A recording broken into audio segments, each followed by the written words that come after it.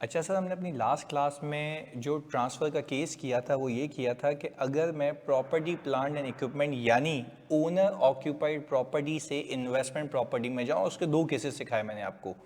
पहला केस आपको मैंने ये सिखाया है कि भाई अगर मुझे वहाँ जाके इन्वेस्टमेंट प्रॉपर्टी को कॉस्ट पे कैरी करना है तो कोई मसले वाली बात नहीं है। जब तक आपने पीपी को यूज़ किया, आप उसके एक्यूमुलेटेड डेप्रिसिएशन को कॉस्ट पे नेट करें, कैरिंग अमाउंट को वहाँ ले जाए, आगे का हिसाब किताब वहाँ पे कॉस्ट पे होगा।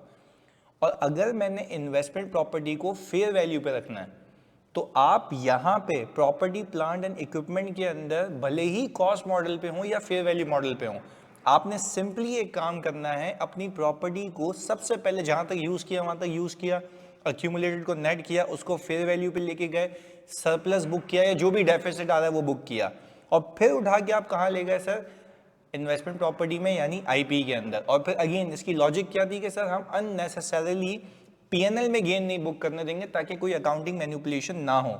आज की क्लास में हमें ये सीखना है कि व्हाट इफ मैं एक इन्वेस्टमेंट प्रॉपर्टी को कैरी कर रहा था, चाहे वो मैंने रेंट पे दी हुई थी या ऐसी खाली मौजूद थी, व्हाटसोएवर द केस इज, पर अब मैं इंटेंशन चेंज करके उसमें खुद ऑक्यूपाई होने जा रहा हूं तो वो बन जाएगी अब ओनर ऑक्यूपाइड प्रॉपर्टी। तो अब इन्वेस्टमेंट प्रॉपर्टी से वापस यहाँ पे कैसे आना है, तो ज़रा ये गेम हमें सीखना है। तो पहला केस मैं आपको ये करा रहा हूँ जो कि केस 3 ओवरऑल, पर आईपी से पीपी में आने के लिए मैं कह रहा हूँ ये तीसरा केस है हमारा। तो हमने कहा सबसे पहले हमने एक इन्वेस्टमेंट प्रॉपर्टी परचेज की, investment property purchase on January 1 2021, सही है जी। और वो भी हमने परचेज किए कि सर 5 मिलियन की। और देखें आईपी किस पे कैरी हो रही है, कॉस्ट मॉडल पे कैरी हो रही है, आपके सामने की बात है। अच्छा भाई, फिर मैंने कहा रेजिडुअल वैल्यू कितनी है, सर रेजिडुअल वैल्यू इसकी है कोई 4 लाख रुपए। तो सर क्या रेजिडुअल वैल्यू कंसिडर करेंगे वाइल कैलकुलेटिंग डेप्रिसिएशन? यस, आप डेफिनेटली इसको कंसिडर करेंगे। सर रीज़न क्यों कंसिडर करेंगे? भाई इसलिए कंसिडर करेंगे क्योंकि आप यहाँ पे मजबूरी के तहत नहीं आए, आप वॉलेंटरली यहाँ पे आए थे। वो तो वो केस होता है जब आपको पता है कि उसकी फेयर वैल्यू मालूम ही नहीं हो सकती आगे भी, तो आप मजबूरन यहाँ पे आते हैं। तो उस केस में आप कहते हैं रेजिडुअल वैल्यू मैं इसकी इग्नोर करूंगा क्योंकि वो जब पहले नहीं मालूम हो सकती तो अब कैसे हो गई। बात क्लियर? क्योंकि आपकी सारी इन्वेस्टमेंट प्रॉपर्टी कॉस्ट पे कैरी हो रही होंगी। और हमने कहा इसकी लाइफ जो एस्टिमेटेड बताई गई है वो 10 साल बताई गई है। अच्छा, तो जब मैंने बच्चों इसको खरीदा होगा तो मैंने इन्वेस्टमेंट प्रॉपर्टी को डेबिट करके कैश को किया होगा क्रेडिट, कितने से भाई, 5 मिलियन से। और वो मैंने कैपिटलाइजेशन आपको ऑल टुगेदर अलग से सिखाई हुई है, तो आई थिंक कि उसके बारे में तो आपको टेंशन लेने की नीड ही नहीं है। तो मैंने कहा सर ये जो डेट है वो है जनवरी 1 2021, ये हो गई सर डेट ऑफ एक्विजिशन। अच्छा सर, जब इन्वेस्टमेंट प्रॉपर्टी कॉस्ट पे कैरी हो रही है, कॉस्ट पे कैरी हो रही है तो क्या वो डेप्रिशिएट होगी? Yes sir, depreciation expense debit और accumulated depreciation against investment property credit. हमने कहा इसमें से माइनस कर लें 4 लाख रुपए, 4 लाख रुपए माइनस करें और डिवाइड कर दें उसको सर 10 से, तो ये 4,60,000 रुपये का आपका डेप्रिसिएशन आ गया एक साल का। मैंने कहा सर अगर मैं ये कहूँ कि मैंने दूसरे साल भी, तो पहले हम इसको दिसंबर 31 कर लेते हैं और फिर हमने कहा इसको भी हम दिसंबर 31 कर लेते हैं। तो मैंने कहा depreciation would have been same if on a straight line basis. फिर मैंने कहा कि सर ऑन, प्लीज़ बहुत फोकस होकर सुनिएगा, बहुत फोकस होकर सुनिएगा, on March 1 2023 company decided to vacate the IP and told tenant to vacate the property. हाँ भाई, 1 मार्च को वेकेट करने का बोला है पर वेकेट अभी नहीं हुआ। मैंने आपको ये कहा था ना, जब तक वहाँ पे वो बंदा बैठा हुआ है तब तक वो क्या कहलाएगी, तब तक वो क्या कहलाएगी सर, तब तक वो कहलाएगी इन्वेस्टमेंट प्रॉपर्टी। कौन बैठा हुआ है? टेनेंट बैठा हुआ है। अच्छा, उसने उसको वेकेट भी कर दिया, खाली भी कर दिया, तब भी वो इन्वेस्टमेंट प्रॉपर्टी कहलाएगी जब तक मैं वहाँ जाके खुद नहीं समा जाऊँ। और फिर हमने कहा on July 1 2023 owner occupied the property and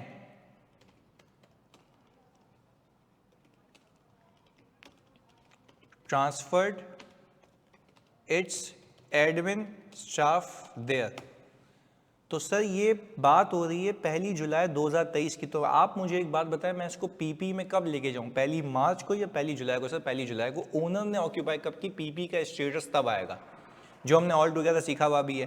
पर अगेन जब तक ये वहां नहीं जा रही तब तक तो यहाँ यूज हुई है ना। और इस दिन मैंने कहा कि fair value of the property ₹4.2 million, 4.2 million. अच्छा, मैंने कहा कि भाई सबसे पहले तो इंसानों की तरह हम यहाँ पे जुलाई तक यानी 30 जून 2023 तक मैंने डेप्रिसिएशन एक्सपेंस बुक किया। कैसे बुक किया होगा सर?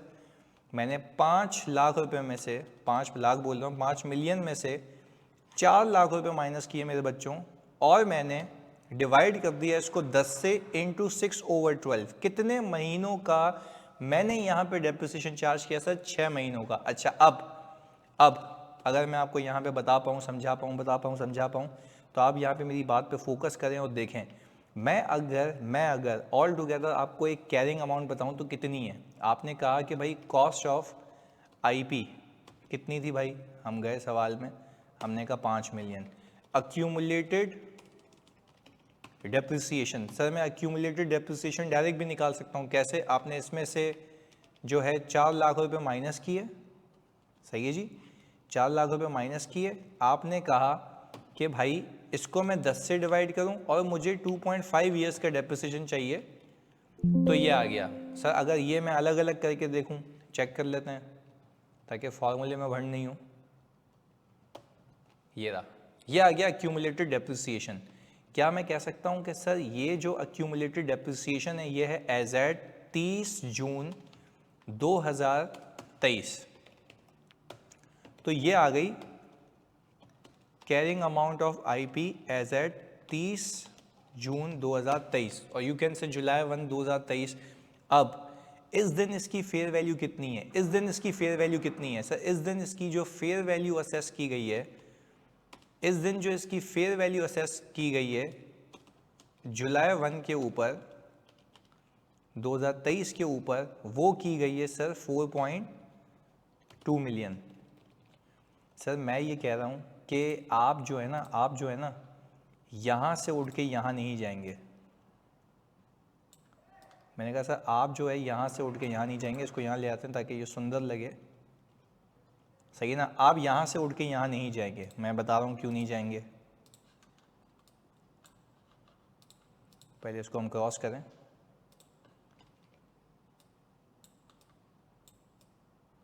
मैंने कहा साहब यहाँ से उठ के यहाँ नहीं जाएंगे। रीज़न, इसको रेड भी कर देते हैं, बोल्ड भी कर देते हैं, रेड भी कर देते हैं। Reason, we will not revalue investment property because IP has been carried at cost, so no gain is allowed to be recognized in P&L, क्योंकि आपकी तो तमाम प्रॉपर्टीज जो हैं वो कॉस्ट पे कैरी हो रही होंगी। तो सर आप मुझे बताएं, अगर मेरा पीपी फेयर वैल्यू मॉडल पे भी है, अगर मेरा property plant and equipment fair value model पे भी है, तब भी यहाँ रीवैल्यू नहीं करूँगा? नहीं करेंगे, वहाँ जाके करिएगा। यहाँ पे P&L का आप ब्रीच क्यों कर रहे हैं? तो सर ये तो क्या गलत बात हो गई? अगर पीपी कॉस्ट पे कैरी हो रहा होता है तो पहले आप रीवैल्यू करते हो, क्योंकि यहाँ पे आईपी फेयर वैल्यू पे होती है तो पहले वहाँ रीवैल्यू करके यहाँ लेके आते हैं। तो इस पे क्यों नहीं? वो तो इसलिए ताकि मैनिपुलेशन ना हो, कि ऐसा नहीं हो हर बंदा साल के आखिर में आके बोले यार चलो खाली कर दो जगह, आईपी बना दी। तो ये मना है। तो सर यहाँ से वहाँ जाना तो क्यों मना है? कि यहाँ से वहाँ जा रहे हो आप, और अगर आईपी कॉस्ट पे है तो उसको रीवैल्यू करके नहीं लेके जा रहे भाई। अननेसेसरीली P&L में गेन बुक होगा ना, क्योंकि आपकी by default accounting policy IP को कॉस्ट पे रखना है। तो क्या ट्रांसफर नहीं करेंगे भाई? डेफिनेटली आप ट्रांसफर करेंगे, पर उस ट्रांसफर को आप कैरिंग अमाउंट पर ट्रांसफर कर देंगे दस्ती, कोई मसले वाली बात ही नहीं है, कोई इशू वाली बात ही नहीं है। तो यानी सर अगर मेरी आईपी कॉस्ट पे कैरी हो रही है तो वही फिनोमेना है कि एक्यूमुलेटेड डेप्रिसिएशन को नेट करो और सीधा उठा के फेंक दो। Yes, simple is that. तो अब मैं क्या करूँगा सर? इसी दिन के ऊपर मैं एक्यूमुलेटेड डेप्रिसिएशन को डेबिट करूंगा और इन्वेस्टमेंट प्रॉपर्टी को, कॉस्ट को नेट कर दूंगा कितने से, इतने से, अल्टीमेटली कैरिंग अमाउंट पे आ गया मैं। ये मैंने कह दिया सर लेट से I will make it July 1, I will make it July 1, ये आ गया, ऐसा ही है। फिर मैंने कहा कि सर इसी दिन मैं इसको ट्रांसफर कर दूंगा प्रॉपर्टी प्लांट एंड इक्विपमेंट में, सही है जी, और इन्वेस्टमेंट प्रॉपर्टी को डी रिकॉग्नाइज कर दूंगा कितने से, इतने से। अब ये चली गई पीपीई में कब, कौन सी तारीख के ऊपर गई है सर, कौन सी तारीख के ऊपर गई है सर, ये गई है आपकी 1 जुलाई 2023 पे। किस पे गई है, कैरिंग अमाउंट के ऊपर पे आई है, जैसे वहां से यहाँ आती है, सिंपल नेट करो भेज दो सर। अब इसका डिस्क्लोजर इंपैक्ट भी बता दें, अब इसका डिस्क्लोजर इंपैक्ट भी बता दें, अभी बताते हैं सर, अभी बताते हैं। वही खानदानी डिस्क्लोजर हम उठा के यहाँ ले आते हैं, तो पहले यहाँ जगह बना लें ताकि कोई गलती ना हो, क्योंकि ये आपके लिए एक बेंचमार्क डॉक्यूमेंट है, ये आपके लिए एक बेंचमार्क डॉक्यूमेंट है जो आपको हेल्प करेगा। मैंने कहा सर ये देखें, मैंने कहा सर अगर मैं ये कहूँ कि पीपी मेरे पास कुछ भी नहीं था, पीपी मेरे पास कुछ भी नहीं था, देखिए जनवरी 1 2023 पे नथिंग, कुछ भी नहीं है। मैंने कहा सर यहाँ पे अगर मैं कहूँ तो मेरे पास यहाँ पे पीएनएल का कुछ भी नहीं है, बट यस मेरे पास ये कॉस्ट होती, और ओपनिंग अक्यूमुलेटेड डेप्रिसिएशन के अंदर मेरे पास 2 सालों का डेप्रिसिएशन मौजूद होता, ये 2 सालों का डेप्रिसिएशन मौजूद होता ये वाला, तो कहानी ये आती ओपनिंग पे। ये तो हो गया मेरे बच्चों ओपनिंग, देखो यहां से मैंने ये पिक कर लिया, और सर यहां से मैंने जो है ये अमाउंट पिक कर ली। अच्छा अब डेप्रिसिएशन फॉर द ईयर मेरे बच्चों कितना है, डेप्रिसिएशन फॉर द ईयर आपने बुक किया था ये वाला ऐसा है। अब मैं थोड़ा सा इसको नीचे धकेलूं, फिर मैंने कहा कि सर अब मैं करूंगा एडजस्टमेंट अगेंस्ट कॉस्ट, कितना का सर, एक तो ये और एक तो ये। आपने जैसे ही ये किया तो आपने कहा ये एक्यूमुलेटेड हो गया 0। अच्छा अब क्या करना है सर, अब मैंने कहा सर अब यहाँ पे आप एडजस्टमेंट अगेंस्ट कॉस्ट किया आपने, ये आ गया। तो प्लीज़ यहाँ पे फोकस कीजिएगा, क्या आप इस बात को समझ पा रहे हैं कि आपके पास ये जो है अब एसेट कैरिंग अमाउंट पे आ चुका है इतने पे 3850 पे, और मैंने कितना निकाला था 3850 आ गया, क्योंकि आपने नेट कर दिया। अब आप क्या करेंगे, ट्रांसफर टू पीपी, फ्रॉम नहीं, ट्रांसफर टू पीपी। तो मैंने कहा कि सर आप यहां पे ट्रांसफर टू पीपी करेंगे जब तो इतना ही आपका ट्रांसफर होके पीपी में चला गया और आपका ये हो गया 0। तो सर आप मुझे एक बात बताएं, क्या हमें सेम एस पीपी ट्रीटमेंट करना है? तो सर यहाँ पे फेयर वैल्यू पे क्यों नहीं किया? भाई फेयर वैल्यू पे इन्वेस्टमेंट प्रॉपर्टी थी नहीं, मैं अज्यूम कर रहा हूँ एक ही है। तो आपने सिंपल क्या किया, उसको वहां तक डेप्रिशिएट किया, टोटल को नेट किया, और यहाँ पे जो बचा कुछ था वहां ट्रांसफर कर दिया। अब यहाँ पे देखिएगा इसमें ओपनिंग कुछ भी नहीं है, ये भी कुछ भी नहीं है, ये भी नहीं है, अक्यूमुलेटेड डेप्रिसिएशन की एडजस्टमेंट भी नहीं है, ये कुछ भी नहीं आएगा। सिंपल पता है क्या आएगा, मैंने यहाँ से उठाया ट्रांसफर फ्रॉम इन्वेस्टमेंट प्रॉपर्टी। अच्छा, ट्रांसफर फ्रॉम इन्वेस्टमेंट प्रॉपर्टी जो मेरे पास आएगा वो कितने पे आएगा सर? इतने पे, जितने से वहाँ से निकला था, ऐसा है। तो सर मैंने कहा कि अगर मैं ऑल टुगेदर इसको हटा के यहाँ पे इसका सम करूँ, यहाँ पे इसका सम करूँ, तो मैंने कहा आपके सामने देखें ये आ गया। अच्छा सर आप क्या ये डेप्रिशिएट होगा? डेफिनेटली यस होगा। अच्छा अभी भी मेरी अजम्पशन ये है कि मेरी रेजिडुअल वैल्यू वही है, तो मैंने कहा सर ओपनिंग तो कुछ भी नहीं है, पर yes as far as depreciation expense is concern, मैं पता है क्या करूँगा, मैं करूँगा ये कि अब ये कैरिंग अमाउंट बची हुई है, मैंने कहा इसमें से 4 लाख रुपये माइनस करो, क्योंकि ये डेप्रिशिएट नहीं होगी। अब रिमेनिंग लाइफ कितनी है सर? रिमेनिंग लाइफ जो मेरी बाकी है वो मेरी बाकी है 7.5, 2.5 साल तो वैसे ही हो चुके थे। और सर मैं क्या करूँगा 6/12, तो मैंने कहा सर ये 230 का डेप्रिसिएशन आ गया। तो जब ये 230 का डेप्रिसिएशन आया तो मेरे पास जो कैरिंग अमाउंट बच जाएगी वो ये बच जाएगी 3620,000, ये हो गई बुक वैल्यू।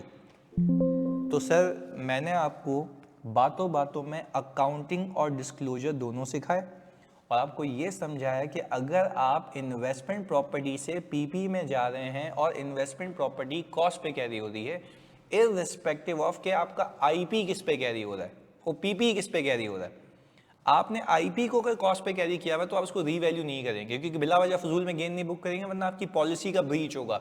तो सर फिर अगेन बताए ना, पीपी से यहाँ पे आते हुए क्यों ब्रीच करते हैं, पीपी भी तो कॉस्ट पे होता है, इसलिए ताकि अकाउंटिंग मैनिपुलेशन ना हो। यहाँ पे वो कह रहा है इंसानों की तरह कॉस्ट मॉडल पे आईपी सही है, जहां तक आईपी यूज की कॉस्ट मॉडल की बात कर रहा हूँ, कॉस्ट मॉडल की बात कर रहा हूँ, जहां तक आईपी यूज की वहां तक आप सिंपल एक काम करें, डेप्रिसिएशन बुक करें, आज तक का डेप्रिसिएशन कॉस्ट में नेट करें, कैरिंग अमाउंट को उठा के वहां फेंक दें, सिंपल। तो ये रही आपकी ये इसकी summary along with the disclosure. Sir what if अगर मैं ये कहूँ, व्हाट इफ अगर मैं ये कहूँ मेरे प्यारे बच्चों कि मैं केस 4 बनाता हूँ आपके लिए। मैंने कहा सर ये उठा लेते हैं, ये उठा लेते हैं और ये उठा लेते हैं। मैं कहा सर हम बनाते हैं केस 4, आईपी कैरी हो रही है फेयर वैल्यू मॉडल के ऊपर। आईपी किस पे कैरी हो रही है बच्चों, फेयर वैल्यू मॉडल के ऊपर। अच्छा अगर आईपी फेयर वैल्यू मॉडल पे कैरी हो रही है तो हमने यही सिचुएशन उठाई ताकि तुम्हें समझा पाऊँ। मैंने कहा आ जाएं जी, मैंने कहा आ जाएं जी सर, ये हमने यहाँ पे कॉपी कर लिया। खैर अब देखें, इन्वेस्टमेंट प्रॉपर्टी परचेस वही की है, जनवरी 1 पे की है, 2021 पे की है, रेजिडुअल वैल्यू दी हुई है, लाइफ है 10 साल। अच्छा मैंने कहा कि सर जब मैं आईपी को फेयर वैल्यू पे रख रहा हूँ तो डेप्रिसिएशन एक्सपेंस और अक्यूमुलेटेड डेप्रिसिएशन की कोई एंट्री नहीं बनेगी। मैंने कहा सर यहाँ पर 31 दिसंबर 2021 पे कोई एंट्री नहीं बनेगी। मैं यहाँ पे लिख देता हूँ नो डेप्रिसिएशन और impairment because fair value model, no depreciation और impairment because fair value model वो अपने हिसाब से चल रहा था। अच्छा जी आगे फिर मैंने कहा कि सर अगर मैं 31 दिसंबर 2021 पे आपको फेयर वैल्यू बता दूं, आपको फेयर वैल्यू बता दूं, तो मैंने कहा कि भाई 31 दिसंबर 2021 पे फेयर वैल्यू आपकी थी 5.2 मिलियन, 5.2 मिलियन की। तो मैंने क्या किया होगा, सर मैंने सिंपली यहाँ पे ये डेट पिक की और मैंने इन्वेस्टमेंट प्रॉपर्टी को डेबिट और पीएनएल में फेयर वैल्यू गेन को कर दिया क्रेडिट। सर कितने से किया, 5.2 मिलियन में से ये माइनस कर दो तो ये आ गया। तो सर आपकी कैरिंग अमाउंट चेंज नहीं होती भाई, डेप्रिशिएट नहीं होगी ना, सिंपल जो है वो आपके पीएनएल में एग्जैक्ट, दैट्स इट, और कुछ भी नहीं करने की पंचायत आपको। खैर मैंने कहा सर एक तो ये कहानी हो गई। फिर मैंने कहा कि सर व्हाट इफ मैं आ गया 2022 में। मैंने कहा 2022 के अंदर भी, पहले तो मैं आपके लिए ये कॉपी करूं ताकि आपको याद रहे, no depreciation impairment because fair value model. फिर मैंने कहा कि सर अगर मैं 2022 की बात कर रहा हूं तो 2022 में फेयर वैल्यू हम देख लेते हैं कितनी है। मैंने कहा सर 2022 में आपकी फेयर वैल्यू जो आ रही है वो आ रही है सर 4.4 मिलियन, 4.4 मिलियन। चलें जी, तो मैंने कहा कि सर अब जब आप यहाँ पे 2022 में आ गए तो 2022 के अंदर आप अपनी इन्वेस्टमेंट प्रॉपर्टी को कहाँ से कहाँ पे उठा के लाएंगे। सर आप 5.2 मिलियन पे थे, 5 मिलियन से ऊपर चले गए थे, अब आप किस पे आ गए, 4.4 पे। तो आपने कहा कि सर इन्वेस्टमेंट प्रॉपर्टी को क्रेडिट और fair value loss in PNL debit 8 lakh रुपए से। क्यों सर, आईबी तो 5 की खरीदी थी, 5 मिलियन की, तो सर 5 से 5.2 पे भी तो गए थे, 2 का गेन बुक करके, अब नीचे आ रहे हो तो वो भी लॉस बुक करो। अच्छा जी, अब हमने कहा कि सर अब अगर मैं ऑल टुगेदर आपको ये बताऊं कि अब मैं आ चुका हूं कब, वही वाले के सिनेरियो पे 2023 में। मैंने यहाँ से एग्जैक्ट ये पूरा गेम उठाया और यहाँ कर दिया कॉपी। मैंने कहा on March 31 company decided to vacate the IP and told tenant to vacate the property. सही है जी। On July 1 owner occupied the property और इस दिन पे फेयर वैल्यू कितनी चल रही है, 4.2 मिलियन। अब आपको एक बात पता है कि आपकी आईपी फेयर वैल्यू पे कैरी हो रही है, अब आपकी आईपी फेयर वैल्यू पे कैरी हो रही है। तो इस केस के अंदर आपको स्टैंडर्ड ये कहता है फर्स्ट रीवैल्यू एसेट यानी IP, update its carrying amount by revaluing it and then transfer. First revalue करें। तो अब मैंने कहा कि भाई क्या सर अब डेप्रिसिएशन बुक होगा? सर डेप्रिसिएशन तो कतई बुक नहीं होगा, पर अब मैं आ चुका हूँ 30 जून या जुलाई 1 2023 पे, जुलाई 1 2023 पे आ चुका हूँ मैं। अच्छा, जुलाई 1 2023 पे अगर मैं देखूँ, मेरी इन्वेस्टमेंट प्रॉपर्टी की वैल्यू 4.2 मिलियन है। मैं कितने पे था? 4.4 पे। तो मैंने कहा सर मैं अगर 4.4 से 4.2 पे जाऊँगा तो मुझे 2 लाख रुपए का लॉस बुक करना पड़ा। अब आपकी investment property carrying amount at date of transfer कितनी हो गई? सर आपने कहा 4.2 million. Sir carrying amount update कर दी ना, फेयर वैल्यू पे हो, फेयर वैल्यूएशन करो फिर भेजो। यानी सर आप ये कहें ना कि इन्वेस्टमेंट प्रॉपर्टी कॉस्ट पे होगी, कॉस्ट पे होगी अगर पहले वाला केस, डेप्रिशिएट होगी आज तक का, फिर एक्यूमुलेटेड नेट होकर ट्रांसफर हो जाएगी। फेयर वैल्यू पे होगी, डेप्रिसिएशन होता नहीं है, फेयर वैल्यू पे लेके जाना, असल वैल्यू पे फेंक देना। यानी दोनों केसेस में असल वैल्यू पे लेके जा रहा हूँ, वहाँ पे डेप्रिशिएट करके, यहाँ पे फेयर वैल्यूएशन करके, बात एक ही है। तो अब मैं अगर यहाँ पे एक एंट्री बनाऊँ, तो आपने एक एंट्री बनानी है इसी दिन के ऊपर, इन्वेस्टमेंट प्रॉपर्टी क्रेडिट और property plant and equipment debit. सही जी, कितने से सर? 4.2 मिलियन से, एग्जैक्टली सेम, क्योंकि यही कैरिंग अमाउंट है। अब sir what if I prepare a disclosure for you guys, यही वाला आपके सामने रखता हूँ, देखें सेम। तो आपको ये भी तो पता होना चाहिए ना कि चल क्या रही है कहानी, कहानी क्या चल रही है, गेम कहानी का है। अच्छा खैर, सारी चीज़ें आपके सामने हैं।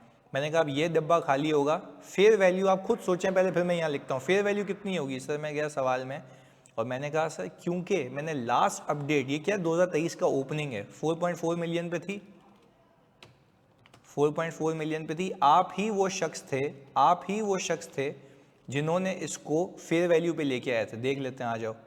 मैंने कहा 31 दिसंबर 2022, 21 पे ये थी, 22 पे ये थी। देखो ना, 5.2 से 4.4 पे आया था ना, 8 लाख रुपए का लॉस बुक किया था, ये था।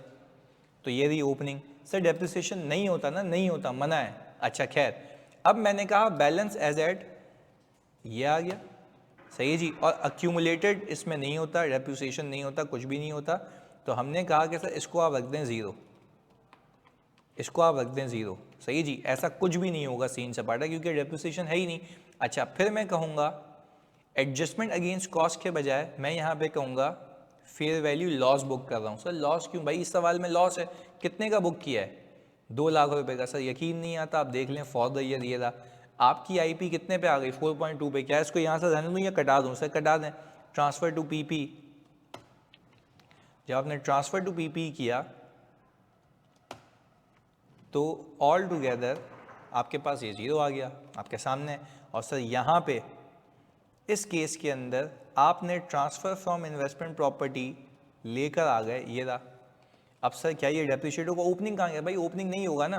तो अब मैं क्या करूँगा सर? अब मैं क्या करूँगा, प्लीज़ फोकस होकर सुनिएगा। अब मैं करूँगा, ये कहानी वही है कि अब 4.2 मिलियन पे ये एसेट यहाँ पर आया है, इसकी रेजिडुअल वैल्यू कितनी एक्सपेक्टेड है? 4 लाख रुपए। अब 4.2 अपडेटेड वैल्यू है ना, तो 4.2 मिलियन में से मैंने रेजिडुअल वैल्यू माइनस की, बकाया इसकी रिमेनिंग लाइफ, क्योंकि फेयर वैल्यू अपडेटेड है, लाइफ लेंगे 10 साल तो गलत हो जाएगा, क्योंकि इसको 2.5 साल हो चुके हैं। भले उसने डेप्रिशिएट नहीं किया क्योंकि वो तो आईपी भी रखी हुई थी, पर अब एक्चुअल लाइफ तो 7.5 ईयर्स है ना मेरे बच्चों। तो 7.5 से डिवाइड करके 6/12 किया, तो मैंने कहा सर मेरे पास अब बुक वैल्यू ये आ गई। तो सर आई होप आपको ये मैकेनिज्म भी क्लियर होगा कि इफ़ अगर मैं इन्वेस्टमेंट प्रॉपर्टी से पीपी में जाता हूँ तो मुझे क्या करना चाहिए। और ये सारा मैंने डिस्क्लोजर के साथ आपको बताया, इसको अच्छे से कॉपी करें। हम प्रैक्टिस सेशंस में बड़े कॉम्प्रिहेंसिव सवाल करेंगे। जज़ाकल्लाह।